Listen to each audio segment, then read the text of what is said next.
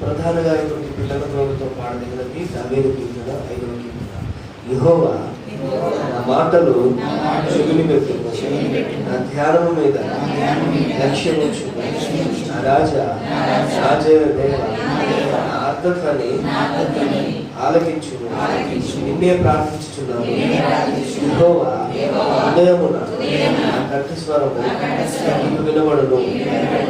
ఉదయమున నా ప్రార్థన సన్నిధిని సిద్ధము చేసి కాచి ఉండును. నీవు దుష్టత్వమును చూచి ఆనందించు దేవుడవు కావు. చెడుతనమునకు నీ యొద్ద చోటు లేదు. యావకులు నీ సన్నిధిని నిలువలేరు. పాపము చేయు వారందరూ నీకు అసహ్యులు. అబద్ధమాడు వారిని నీవు నశింపచేయదు. కపటము చూపి నరహత్య జరిగించు వారు యెహోవాకు అర్హులు. నేనైతే నీ కృపాతిశయమును నీ మందిరములో ప్రవేశించదను. నీ ఎడల భయభక్తులు కలిగి నీ పరిశుద్ధాలయము దిక్కు చూచి నమస్కరించదను. యెహోవా నా కొరకు వచ్చి ఉన్న వారిని బట్టి నీ నీత్యానుసారముగా నన్ను నడిపింపుము. నీ మార్గమును నాకు స్పష్టముగా కనుపరచుము. వారి నోట యథార్థత లేదు. వారి అంతరంగము నాశనకరమైన గుంట. వారి కంఠము తెరచిన సమాధి. వారి నాలుకతో ఇచ్చకములాడుదురు. దేవా వారు నీ మీద తిరగబడి ఉన్నారు. వారికి అపరాధులనుగా తీర్చుము. వారు తమ ఆలోచనలలో చిక్కుబడి కూలుదురుగాక. వారు చేసిన అనేక దోషములను బట్టి వారిని వెలివేయుము. నేను ఆశ్రయించు వారందరూ సంతోషించుదురు. నీవే వారిని కాపాడుదువు గనుక వారు నిత్యము ఆనందధ్వని చేయుదురు. యెహోవా నీతిమంతులను ఆశీర్వదించువాడకు నీవే. ఏడుమితో కప్పినట్లు నీవు వారిని దయతో కప్పెదవు. కావున నీ నామమును ప్రేమించువారు నిన్ను గూర్చి ఉల్లసింతురు. తన పరిశుద్ధ గీతను నియమించుకున్నాక ఆమేన్. ఈ కీర్తనలో అనేకమైన దేవుని వచనములు ఉన్నాయండి. దేవుడు ఉదయకాలంలో యుక్తిరీతిగా ఉన్నాయి. మమ్మల్ని ఆరాధన చేయాలి అని మనం ఏం పొందుకుంటాం అన్న విషయాన్ని కూడా మనం ఈ యొక్క కీర్తనలో చూసాం కదా. యెహోవా నా మాటలు చెవిపెట్టు, నా ధ్యానం మీద లక్ష్యం ఉంచు. రాజా నా దేవ నా ఆత్మని ఆలకించు. నిన్నే ప్రార్థిస్తున్నాను. అంత బాగా ప్రార్థపడుతుందండి. దానికి అతను ఎలా పాడి ఉంటారో మనకు తెలియదు ఈ పాట, కానీ చాలా అద్భుతమైన వచనాలు కలిగి ఉందని కనుక తెలిసిన బాధ నుంచి అంతా రెండు చేతులు కలిపి కళ్ళు మూసుకొని హృదయపూర్వక స్మరిస్తూ ఆయన స్థుతించండి.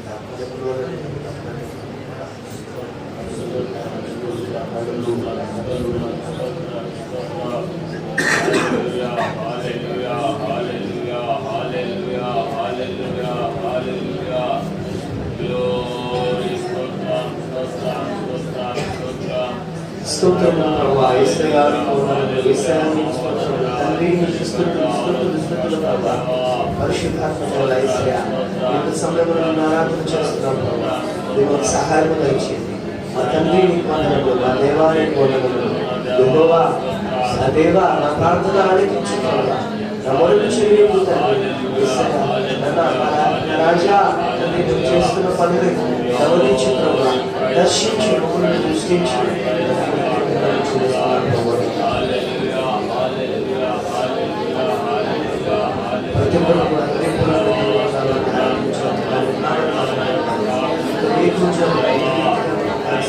ప్రతి ఆరాధన చేయడం శక్తి ఆత్మ ద్వారా వాళ్ళందరూ మంచి స్థలాలు ఉదయకాలంలో ఆరాధన చేయడం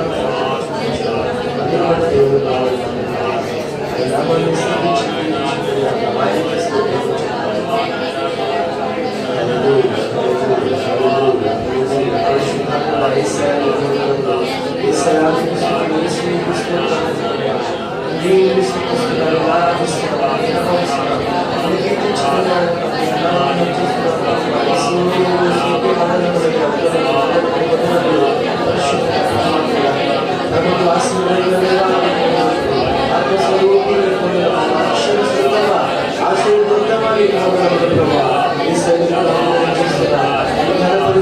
కీర్తించుకున్నాను,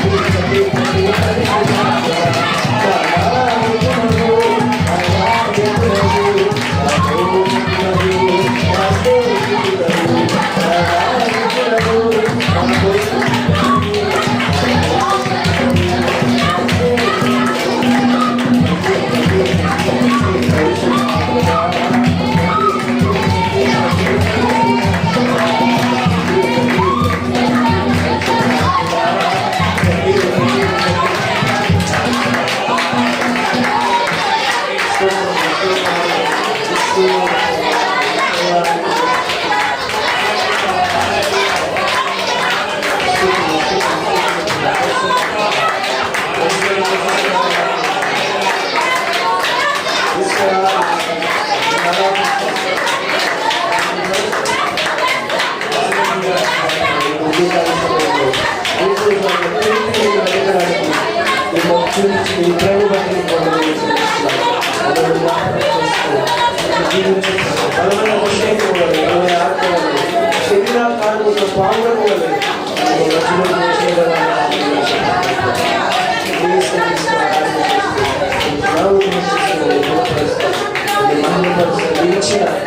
మంచి అవకాశం మరొకసారి వారి పరిశుద్ధ నామములో మీకు స్తుతి ఆరాధన మీకు సమర్పించుకుంటున్నాము తండ్రి. కూర్చుందా. మొదటి కాల సమయంలో మనం ధ్యానం చేసిన వాగ్దానం ఏంటంటే 3వ చరణం చదవండి.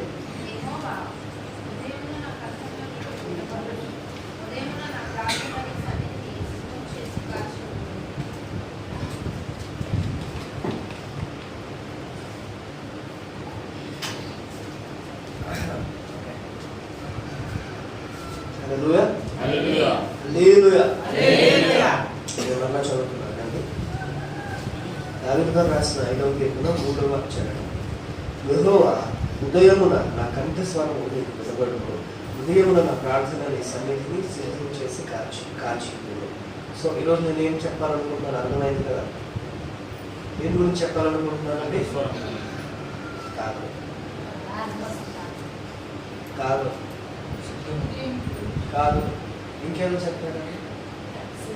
గురించి కాదు కాదు ఉదయం గురించి చెప్పాలి. కరెక్ట్. మీరు ఉదయం అన్నప్పుడు ఇక్కడ సిద్ధపాటు అన్నారు, అందుకని కాదన్నారు. ఓకే, ఉదయం గురించి చెప్పాలన్న.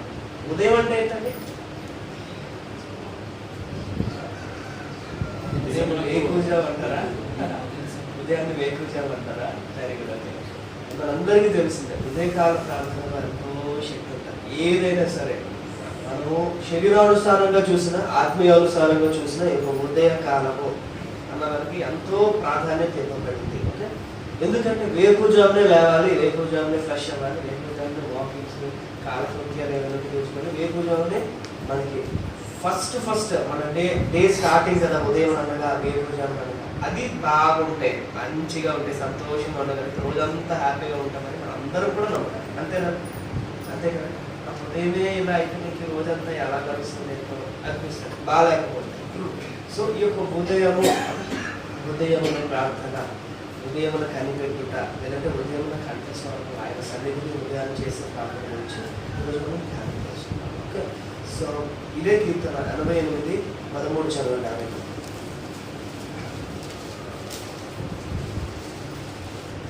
88వ కీర్తన 13వ చదవండి.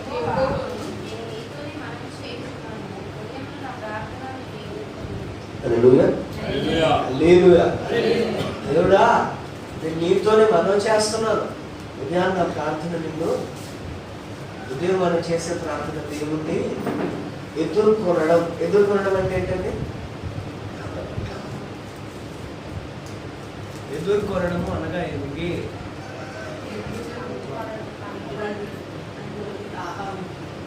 ఇంట్లోకి ఆహ్వానించడం. ఓకే, ఎదుర్కొనడం అంటే ఇప్పుడు నేను ఎలా వెళ్తున్నాను, కాలేజ్కి వెళ్తున్నాను ఊరికి, అటు నుండి సీతారాం అంటే డ్యూటీ ముగించుకొని ఏ షిఫ్ట్ ముగించుకొని లేదు నైట్ షిఫ్ట్ ముగించుకొని అది అలా ఎదురుగా వస్తుంది. అంటే ఎదుర్కొనడం అంటే అర్థం ఏంటి?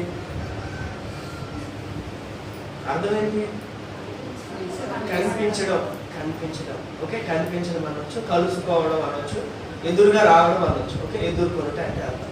సో ఇక్కడ దావీదుకి ఎవరు కోరహు కుమారులు చెప్తున్న విషయం ఏంటంటే, దేవా నేను నీతోనే మనం చేస్తున్నాను, ఉదయాన్ని నా ప్రార్థన నిన్ను ఎదుర్కొంటాను. ఉదయాన్ని చేసే ప్రార్థన దేవునికి మనల్ని దగ్గరగా తీసుకెళ్తాను అని అలా అయినా అనొచ్చు, దేవుణ్ణే మన దగ్గరికి తీసుకురావచ్చు.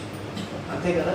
ఉదయం చేసే ప్రార్థన ద్వారా మనమైనా దేవుని దగ్గరికి వెళ్తాం, దేవుడైనా మన దగ్గరికి వస్తాడు. అది ఉదయకాల ప్రార్థనలో ఉన్న ముఖ్యమైన విషయం. అలాగే 119వ కీర్తన 147వ చరణం చదవండి. 119వ కీర్తన 147వ చరణం.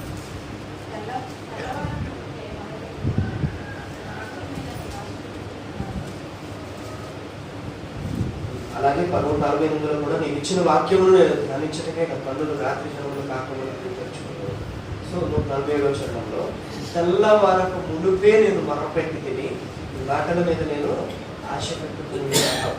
అంటే ఆసక్తి అండి. ఉదయకాల ప్రార్థన అన్నదిలో ఆసక్తి కనిపించాలి.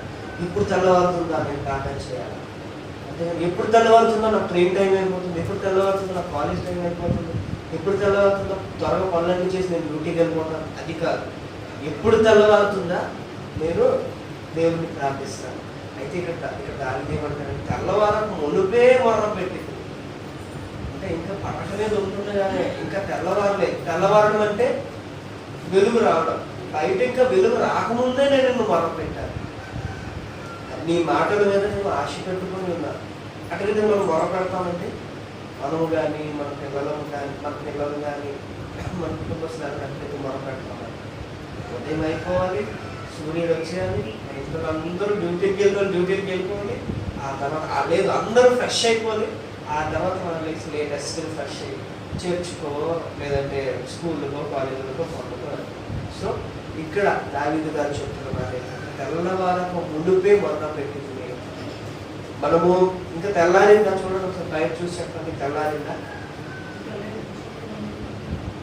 లైట్గా తెల్లారిందా? సో మనం వచ్చినప్పటికీ తెల్లారలేదు కదా, ఇంకా మనము ఇప్పుడు లైట్గానే తెల్లారిందా, మనం వచ్చినప్పటికీ తెల్లారలేదు కదా. సో మనము కూడా తెల్లవారకు మునుపే మొర్ర పెట్టాలి. అంటే ఆసక్తిని చూపిస్తుంది. తర్వాత ఇంకో మంచి వచనం చూద్దాం. 130వ కీర్తన 6వ చరణం. 130వ కీర్తన 6వ చరణం.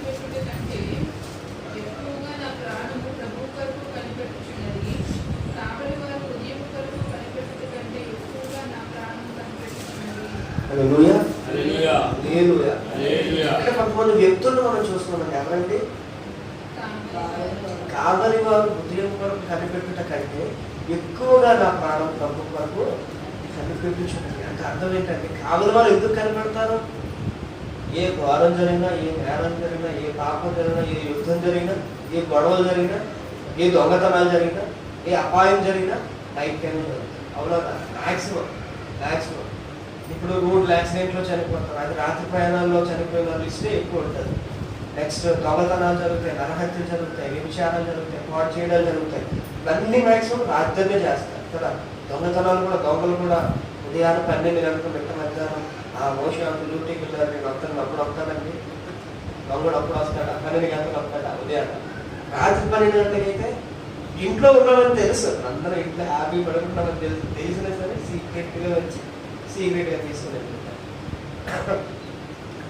కావలి కాయవారు మనమైతే హ్యాపీగా నిద్రపోతాం, అదే కావలి కాయవారు వెయిట్ చేస్తుంటాం. అమ్మో ఎప్పుడు ఉదయం వస్తాడా, ఎప్పుడు తెల్లవారుతుందా, ఈ చీకటి ఎప్పుడు పోతుందా, ఈ రాత్రి ఎప్పుడు ముగిస్తుందా, ఏమైనా ఘోరం జరగవచ్చు, ఈ రాత్రి ఇంకా ఉంటే ఏదైనా ఘోరం జరగవచ్చు, ఏదైనా నేరం జరగవచ్చు అని కావలి వారు ఎట్టి రీతిగా వేచి చూస్తారు. అంతకంటే ఎక్కువగా మన ప్రాణము దేవుడి కొరకు కనిపెట్టుకుని ఉంటారు. కొన్ని ఉదాహరణలు చూద్దాం. నిర్గమకాండము 14వ అధ్యాయము 24వ వచనం చదవండి.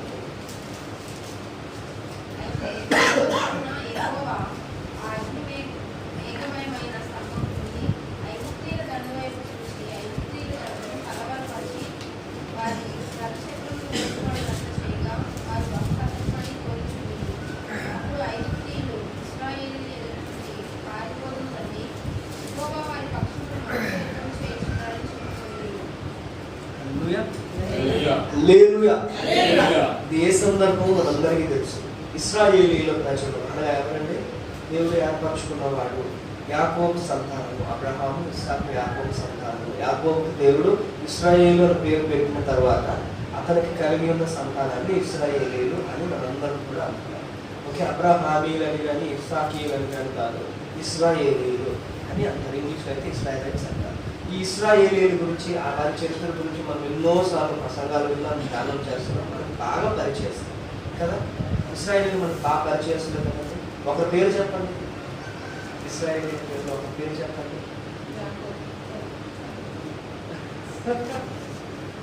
ఇంకొక పేరు చెప్పండి, ఇశ్రాయేలీయుల పేరు చెప్పండి ఎవరైనా. ఏంటండి? యోసేపు ఇశ్రాయేలీయులే, వెరీ గుడ్. ఇంకొకరు చెప్పండి. మోషే ఇశ్రాయేలీలే. ఇంకో పేరు చెప్పండి. లేవి ఇశ్రాయేలీలే. ఇంకో పేరు చెప్పండి. బెన్యామీను, ఆరోను. Okay, very good. ఎంతో మంది ఇశ్రాయేలీలు ఉన్నారండి. ఇశ్రాయేల్ ఎంతో మంది ఉన్నారు. అందులో ఒకరి పేరు కూడా మనకి తెలియట్లేదు. బాగా పరిచయమే కదంటే పరిచయమే అంటున్నాం మళ్ళీ. సో ఈ యొక్క ఇశ్రాయేలీలు ఐగుప్తులో, ఈజిప్ట్లో వాళ్ళు బానిసలుగా ఉన్నారు. ఎన్నో సంవత్సరాలు కష్టపడుతూనే ఉన్నారు. 100 సంవత్సరాలు కష్టపడ్డారు. ఇంచుమించు 420 సంవత్సరాలు వాళ్ళు బానిసలుగా ఉన్నారు. వెట్టి చాకరీ చేశారు కదా. చాకరీ చేసిన తర్వాత దేవుడు వారిని ఒక 10 కరువుల చేత ఈ యొక్క ఐగుప్తీయులని బంధించారు.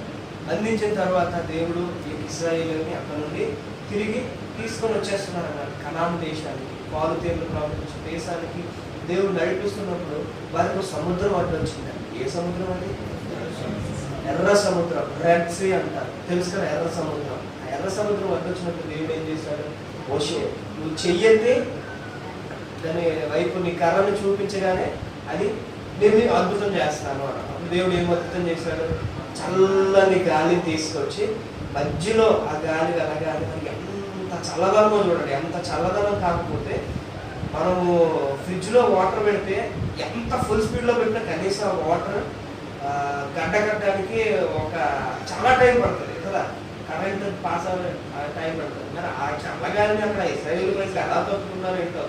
ఎంత చల్లగాలి వచ్చిందంటే సముద్రం ఈ చివరి నుండి ఆ చివరి వరకు ఆ గాలి వెళ్ళి ఆ యువతల భాగం అవతల భాగం గడ్డ కట్టేసి ఐస్ గడ్డలు అయిపోయి అలా ఉండిపోయారు కదా. ఎంత అద్భుతం! దేవుడు అప్పుడే ఫ్రిడ్జ్ కనిపెట్టాడు. మనం ఎప్పుడెప్పుడు కనిపెట్టాం కదా. సో వాళ్ళు ఇశ్రాయేలు చక్కగా దేవుడు చేసిన ఆ యొక్క అద్భుత కార్యాన్ని బట్టి వాళ్ళు పాటలు పాడుకుంటూ వాళ్ళు తట్టా పుట్ట సర్దుకొని పరుగులెట్టుకుంటూ వెళ్ళిపోతున్నారు. కానీ వాళ్ళు వెనకాల శత్రువులు కూడా వస్తున్నారు కదా, ఐగుప్తీయులు కూడా వస్తున్నారు కదా. సో అప్పుడు ఏం జరిగింది అన్న విషయం ఇది. ఓకే, 24వ వచనం. అయితే వేకువజామున యెహోవా ఆ అగ్ని మేఘమయమైన స్తంభము నుండి ఐగుప్తీయుల దండు వైపు చూచి ఐగుప్తీయుల దండును కలవరపరిచి వారి రథ చక్రమును ఊడిపడినట్లు చేయగా వారు బహు కష్టపడి తోలుచుండి. అప్పుడు ఐగుప్తీయులు ఇశ్రాయేలీయుల ఎదుటి నుండి పారిపోదము రండి, యెహోవా వారి పక్షమును మనతో యుద్ధం చేయుచున్నారని చెప్పుకోండి. ఓకే, సో అయితే ఇశ్రాయేలు ఎంత చక్కగా ఈ యొక్క మధ్యలో నుండి వెళ్ళిపోయారో ఐగుప్తీయులు కూడా అలాగే.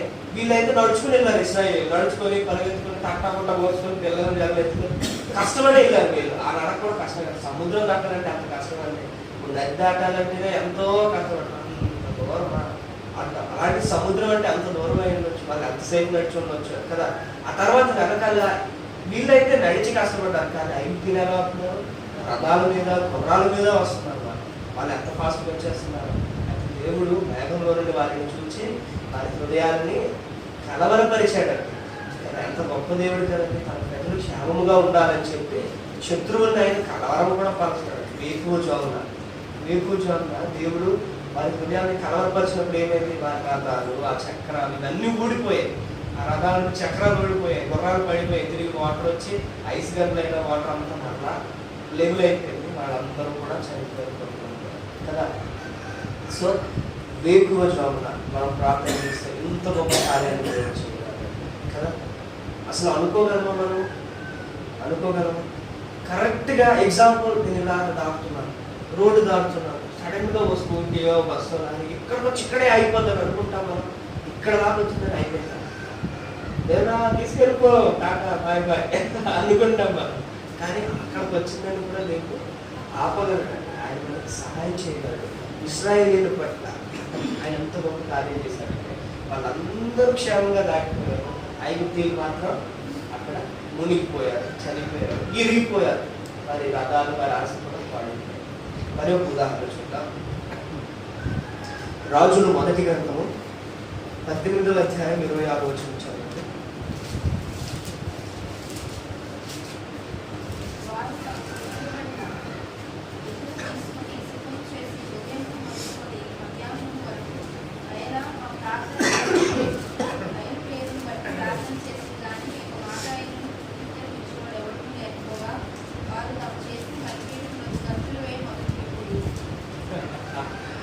మరొకసారి నేను చదువుతున్నాను, క్లియర్గా వినండి. ఇది చాలా విచిత్రంగా అనిపిస్తుంది, ఫన్నీగా అనిపిస్తుంది మనకి. ఏంటంటే వారు తమకు ఇయ్యబడిన ఎద్దును తీసుకొని సిద్ధం చేసి ఉదయం మొదలుకొని మధ్యాహ్నము వరకు బయలా మా ప్రార్థన విలువని బయలు పేరును బట్టి ప్రార్థన చేసింది. కానీ ఈ యొక్క మాట అయినను ప్రత్యుత్తరం ఇచ్చి వాడు ఎవడనూ లేకపోగా వారు తాము చేసిన బలిపీఠం వల్ల బంతులనే మొదలు పెట్టింది. ఓకే, ఇక్కడ మనం మరి ఒక ఉదాహరణ తీసుకుంటాం. ఎవరండి? బయలు ప్రవక్తలు. బయలు కాదు, బయలు ప్రవక్తలు. హూ ఈజ్ బయలు? ఈ బయలు అంటే ఎవరండి? అన్యుల దేవత. ఓకే, బయలు అంటే అన్యుల దేవత. వాళ్ళు ఒక ఆవు రూపాన్ని సృష్టించుకొని అక్కడ ఒక సంఘర్షణ కలిగింది. ఏంటి ఆ సంఘర్షణ తెలుసు కదా?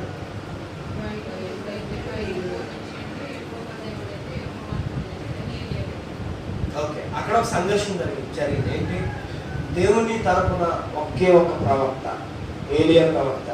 బయలు తరపున చాలా మంది ప్రవక్తలు, 400 దాటి ప్రవక్త బయలు తరపున. సో అటు రీతిలో మనం ఉంటే మనం నిలవగలమండి. ఒక్కసారి ఆలోచన చేయండి. మనకి ఎంత రోషం ఉందా, ఎంత రోషం ఉంది, ఎంత బలం ఉంది, ఎంత ఎత్తుంది, ఎంత కండలు ఉన్నా, ఎంత ధైర్యం ఉన్నా సరే అటు రీతిలో మనం నిలవగలమా? ఈ వడ్ల కూడా అంత ఎందుకు మన ఉన్న ఈక్వల్ ఈ వీధిలో అనుకున్నాయి. ఏదోగా సింపుల్గా చెప్పాలంటే ఈ వీధిలో ఒక 10 మంది మన ఇంటికి వచ్చి ఇక్కడే ఉంటున్నాం కదా, పద్మావతి ఎందుకు రోజు ప్రార్థనలు చేస్తాం మా గురించి, ఏమైనా బాగుంది అనేసరికి తిరిగి మనం చెప్పగలవా? ఆన్సర్ చెప్పగలవా? అని మీ పేరు పద్మావతి కదా, పద్మావతి. అవును, అలాగే మనం చెప్పగలం. మనం నిల్చోగలమా? అంత ఎందుకండి. మనం అద్దెలకు ఉన్నాం అనుకోండి, మనం వాటర్ గారు వచ్చి మనకి ఏంటి రోజు కన్నీళ్ళు సౌండ్ ఏం పెడుతున్నాయి, ఏంటి రోజు హల్లెలూయా పాటలు పాడుతున్నారు అంటే మనం ఎదురు చెప్పగలమా? ఇప్పుడు వానరులుగా మనం ఉండి మన ఇంట్లో ఎవరైనా దేవుడు నమ్ముకున్న వాళ్ళు ఉంటే వాళ్ళు మనం చేస్తున్న వాళ్ళని బట్టి ఇలా చేస్తున్న మన చుట్టుపక్కల ఎవరైనా వచ్చిందని గొడవపెట్టి మనం చెప్పగలమా? అలాంటిది 400 మంది ప్రవక్తలు ఒకే ఒక్క దేవుని సేవకులకి ఎదురెళ్ళారండి. ఎంత గొప్ప, చాలా పెద్ద విషయం కదండి. అయితే అప్పుడు ఒప్పుకున్నాడు, ఏలియా ప్రవక్త గారు ఒప్పుకున్నారు. మీరందరూ 400 కాదు కదా, 4000 మంది వచ్చినా పర్లేదు, నేను ప్రూఫ్ చేయగలను. ఏంటి ప్రూఫ్ చేయాలి? అక్కడ బలికి ఒక పశువుని పెట్టి ఆరాధన చేస్తే అగ్ని వచ్చి ఆ పశువుని దహించాలి. అది అక్కడ పోటీ. అయితే వీళ్ళు ఏం చేస్తున్నారు? ఉదయం నుండి ఆరాధన చేస్తారు. బయలా ఆరాధన చేస్తారు. ఏమని చేస్తారండి? బయలా మా ప్రార్థన విను అని బయలు పేరు పెట్టి ప్రార్థించారు. అసలు వినట్లేదండి. మధ్యాహ్నం అయిపోతుంది. అందులో అలాగే ఇదిగో నీ బలిపీఠ అనుకోండి, ఇక్కడ పెట్టారు, గోతులు తెప్పారు, రాళ్ళు పెట్టారు, కర్రలు పెట్టారు, దాని మీద బయలా అంటే అదేమన్నా వస్తుందా? అది అసలు లేని దేవత కదా. అంటే వాళ్ళు ఏదో పేరును బట్టి వాళ్ళు ఆరాధన చేస్తున్నారు కదా, అక్కడ బయలు అంటే లేదు కదా. అక్కడ ఏంటి, వాళ్ళకి ఒక వ్యక్తి ఒక మాట కూడా వాళ్ళకి వినిపించలేదు. అక్కడ జరిగిన పని ఏమీ లేదు. మధ్యాహ్నం అయితే దిక్కింది కూడా బయలా అని కూడా అవి గెలుతున్నారు. కానీ అక్కడ ఏం జరగలేదు. అయితే ఏలియా గారు అటువంటి పరిస్థితుల్లో కూడా ఏలియా గారు అక్కడ ఏమంటారంటే వాళ్ళని ఎక్కిరిస్తాడండి. ఏమనంటే చూడండి ఒకసారి,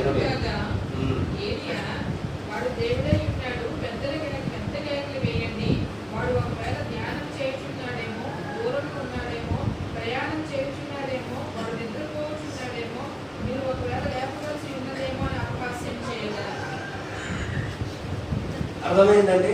అయితే అప్పుడు వాళ్ళందరూ కష్టపడుతున్నారు. వాళ్ళు ముందు బయలా అంటున్నారు, రాలేదు.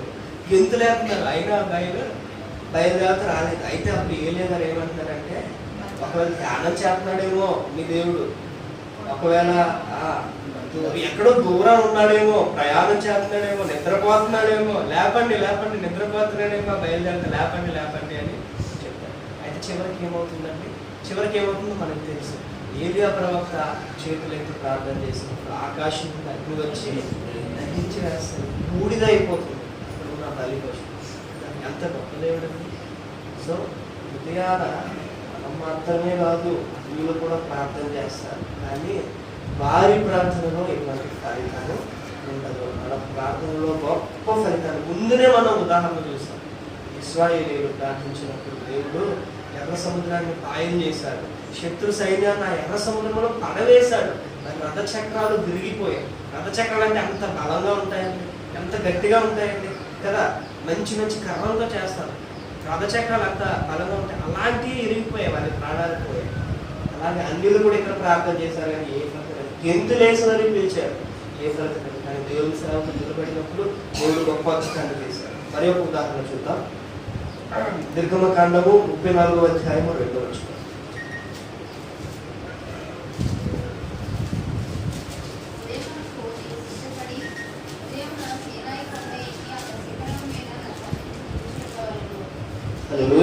చాలు చాలు. ఇక్కడ ఒక విషయం మనం గమనించాలి. అంటే ఇది దేవుడు మోషే గారికి ఆజ్ఞలు ఇచ్చిన సమయం అన్నమాట. ఆజ్ఞలు ఇచ్చిన సమయం అంటే ఏదైనా, అంటే ఆజ్ఞలు అనగా అందులో చాలా అది ఒక నిబంధన, అది ఒక కట్టడ, లేదంటే ఒక ఆశీర్వాదం, ఒక దీవెన. సో ఉదయమునకు నీవు సిద్ధపడి ఉదయమున సీనాయి కొండ ఎక్కి అక్కడ శిఖరం మీద నా సన్నిధిని నిలిచి ఉండవాలి. ఇక్కడ దేవుడు మోషేతో చెప్పిన విషయం ఏంటంటే, నువ్వు ఉదయాన్ని నా దగ్గరికి రావాలి, నీతో ఇంకెవరు రాకూడదు, నువ్వు మాత్రమే నా దగ్గరికి రావాలి. ఇక్కడ పలకం తయారు చేసి నువ్వు నా దగ్గరికి వచ్చినట్లయితే నేను నిన్ను ఆ పలకల మీద నా యొక్క ఆజ్ఞలు రాసి నేను నీకు ఇస్తాను అన్న విషయం దేవుడు చెప్పాడు.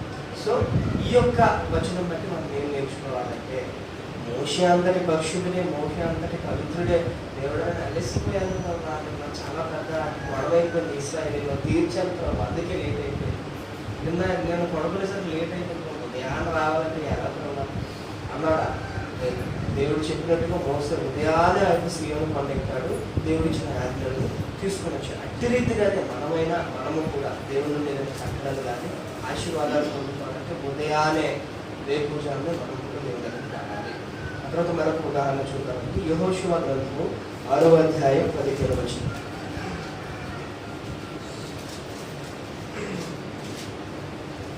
యెహోషువ 6:17.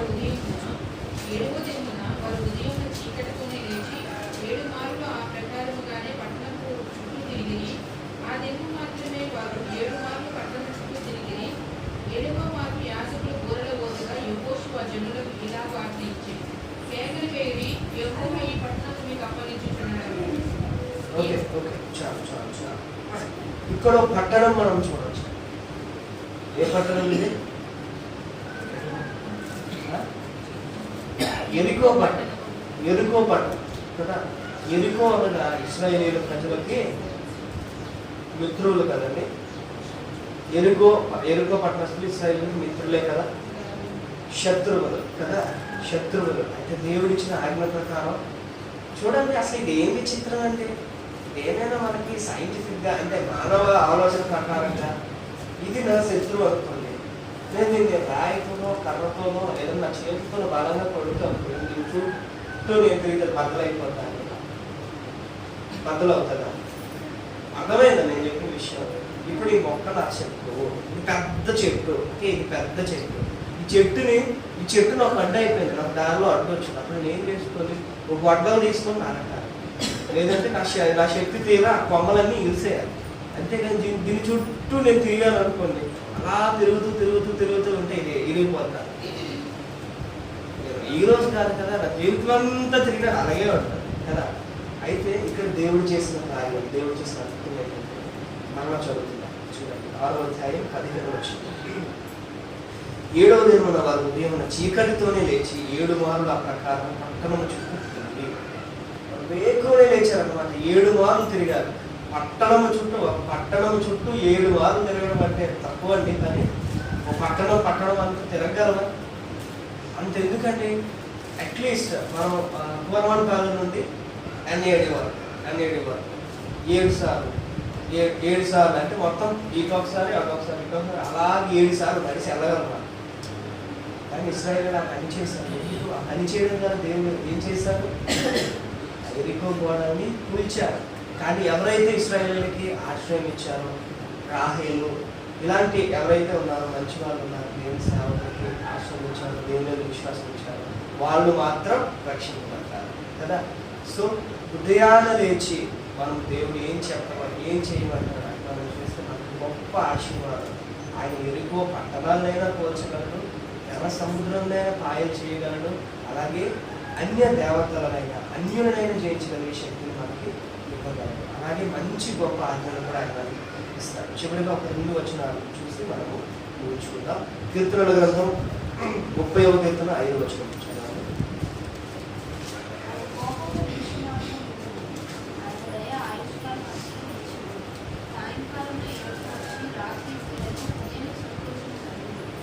హల్లెలూయా. ఆయన కోపం ద్వేషం మాత్రమే ఉంటుంది, కానీ ఆయన దయ ఆయుష్కాలం అంతా నిలుస్తుంది. సాయంకాలాన్ని మనం ఏదో విషయంలో ఏడ్చుకున్నాం. ఆ ఏడుపు రాత్రి అంతా మనకి అంటున్నాం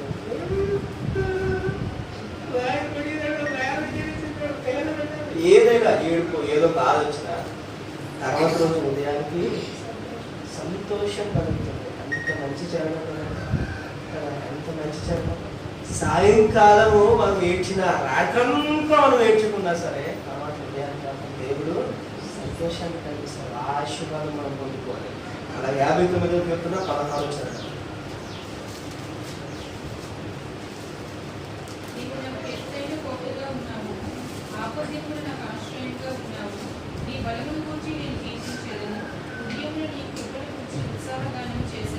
ఇది ఒక పని మనం చేయాలి. ఉదయమున నీ కృపను గురించి ఉత్సాహగానము చేసేదము కదా. ఉదయాన్నే మనం ఆయన కృపను గురించి ఉత్సాహగానం చేయాలి. ఎందుకంటే ఎంతో మంది ఈ దినాన్ని చూడలేదండి.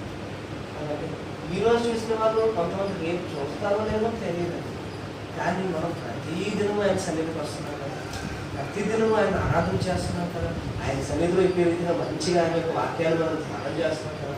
ఎంత పొరపాటు. లేచిన వెంటనే మనం ప్రార్థన చేయాలి. లేచిన వెంటనే అర్థం ఎక్కడ ఉంది, బాత్రూమ్ ఎక్కడ ఉంది, ఇంకే పనులు ఉన్నాయి, అమ్మో ట్రైన్ టైం అయిపోయింది, అమ్మో డ్యూటీ టైం అయిపోతుంది, పిల్లల క్యారేజ్లో ఉండాలి. ఇది కాదు, లేచిన వెంటనే ఆయన కృపను గురించి ఉత్సాహగానం చేయాలి. ఉత్సాహగానం చేయాలి కదా. ఎంత మంచి దేవుడు అండి. నిజమే. పిల్లల దాకా నాకు రాత్రంతా నేను ఎంతో బాధపడ్డాను, ఈ విషయంలో నేను ఎంతో ఏడ్చాను, కానీ దానికి నేను సహాయం చేశాను.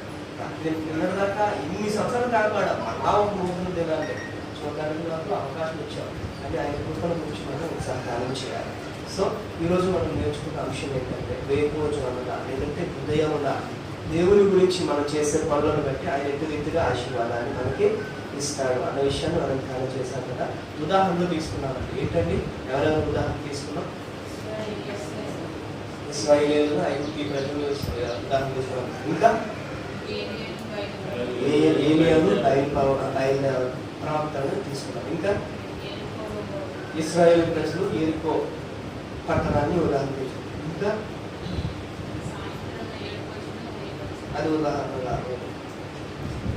ఇంకా ఒక ఉదాహరణ చెప్తాను మధ్యలో. ఏంటంటే ఉదయాన లేచి మోషే దేవుని పనికొరకు వెళ్ళినప్పుడు దేవుడు మోషేకి ఆజ్ఞలు ఇచ్చాడు. అట్లయితే మనం కూడా ఉదయాన్నే లేవాలి అని కూడా చెప్తున్నాం. సో ఈ యొక్క వేకుజాము ప్రార్థనకు మనం వచ్చినప్పుడు ప్రార్థన పోతున్నాం కానీ మనం ఎవరు సరిపోవట్లేదు, లేదా ప్రాబ్లం వచ్చేస్తుంది, పని అంతా సరిగ్గా చేయలేకపోతున్నాం అని మనం అనుకోకూడదు. అలా అనుకుంటే మోషేకి దేవుడు ఆజ్ఞలు ఇచ్చేవాడు కాదు. ఇశ్రాయేలు అలా అనుకుంటే వాళ్ళు 20 సంవత్సరం దాటేవాళ్ళు కాదు. ఎరికో అదే ఇశ్రాయేలు ప్రజలు అలా అనుకుంటే ఎరికో గోడలు వాళ్ళు కూల్చేవాళ్ళు కాదు. అలా అనుకున్నట్లయితే ఏలియా ప్రవక్త అంత గొప్ప కార్యం జరిగించేవాడు కూడా కాదు. ఎవరైనా సరే చరిత్రలోనైనా శరీరానుసారం మనం చూసిన గొప్ప గొప్ప సక్సెస్ఫుల్ పర్సన్స్ అంటారు కదా. అంటే ఏమంటారు తెలుగులో ఏమంటారు, బాగా బాగా సక్సెస్ఫుల్ పర్సన్ అంటే అర్థమవుతుంది కదండి, ఇంకా ఎక్స్ప్లెయిన్ చేయలేదు కదా. అలాంటి వాళ్ళందరూ కూడా వేకువజామున లేచిన వాళ్ళే. ఓకే, మనము కూడా వేకువజామున లెగుస్తున్నాం కదా, ఉదయాన్నే లెగుస్తున్నాం కదా, కష్టమైపోతుంది, భారం అయిపోతుంది, బరువు అయిపోతుంది, ఇబ్బంది అయిపోతుంది అని దయచేసి ఫీల్ అవ్వకూడదు.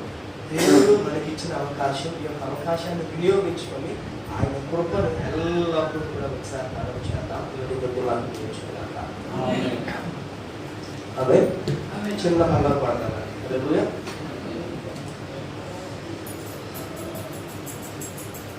గొర్రెలు కాచే దావీదును పిలిచి చేసితివయ్యా మహారాజును, అర్హత లేని నన్ను నీవు పిలిచి వాడితివయ్యా నీ సేవలో. గొర్రెలు కాచే దావీదును పిలిచి చేసితివయ్యా మహారాజును. అర్హత లేని నన్ను నీవు పిలిచి నీ సేవలో పాడెదనయ్యా దిశల శరణు. నా ప్రాణమాగి పోయే వరకు చావైన బ్రతుకైన ఆనందమే, చావైన బ్రతుకైన ఆనందమే. తల్లి మరచిన మరువని దేవా, తండ్రి విడిచిన విడువని దేవా, తల్లి మరచిన మరువని దేవా, తండ్రి విడిచిన విడువని దేవా. ఏమని వర్ణించును నీ ప్రేమను, ఏమని వర్ణించును, ఏమని వర్ణించును నీ ప్రేమను, ఏమని వర్ణించును. నీకుమని నిన్ను వెదకెదను ప్రభు నీ నామము స్తుతించుటకు. నీకుమని నిన్ను వెదకెదను ప్రభు నీ నామము స్తుతించుటకు. పరిశుద్ధాత్మ యేసయ్యా, మీ హృదయకాల సమయంలో మేమందరం కలిసి ప్రీతిగా నిన్ను వెతుకుటకు వచ్చిన్నాం ప్రభా. తండ్రి, వేపున నిన్ను వెతుకుల వారిలో తండ్రి మీరు ఎన్నో కార్యాలు చేస్తాం ప్రభా. ఎర్ర సముద్రంలో ఇశ్రాయేలు ఐగుప్తీయుని నాశనం చేస్తాం ప్రభా. తండ్రి, బయలు ప్రవక్తలు చేసిన ప్రార్థన కంటే నీకు చేసిన ప్రార్థన గొప్పలు రుజువు చేస్తాం ప్రభా. మోషేకు నీ ఆజ్ఞలను ధర్మశాస్త్రాన్ని ఇచ్చి ఉన్నావు ప్రభా. అలాగే తండ్రి, ఇరుకో గోడలో పడగొట్టి ఉన్నావు ప్రభా. ఇంత గొప్ప ప్రేమను బట్టి తండ్రి, మేము కూడా ఈ ఉదయకాల ప్రార్థన వృధాగా పోదన్న నమ్మకాన్ని పొందుకొని ఉన్నాము ప్రభా. తండ్రి, నీవు ఇచ్చిన అవకాశం బట్టి ఇంకా నువ్వు ఆసక్తి గలవారమై నీలో ముందుకు కొనసాగిపోయి ప్రతి వేకువజామున తండ్రి మేము హాజరై తండ్రి నీవు నిండైన దీని ఆశీర్వాదాలు పొందుకోవడానికి మాకు సహాయం దయచేయి. ఈ దినమంతే మమ్మల్ని సంరక్షించండి. అలాగే ఈ యొక్క సాయంకాలంలో జరగనున్న తండ్రి ఆ కూడికలో కూడా మీరు ఉండండి. సలోమి ఆంటీ గారు మా ఫ్యామిలీ పెట్టుకుంటున్న కూడికలో మీరు ఉండి మాకు సహాయం దయచేయండి. మేము దాసిన ప్రయాణంలో కూడా క్షేమాన్ని కలిగించండి. ఇప్పుడు మా పని పట్ల అన్నింటిలో కూడా తోడే నడిపించి క్షేమంగా మేమందరం సురక్షితంగా ఉండడానికి మాకు సహాయం చేస్తారని నమ్ముచూస్తూ క్రీస్తు పరిశుద్ధ నామములో ఈ యొక్క ప్రార్థనను సమర్పిస్తున్నాము తండ్రి. యేసు రక్తమే జయం, ప్రభు యేసు రక్తమే జయం, ప్రభు సంపూర్ణ విజయం కలుగునుగాక.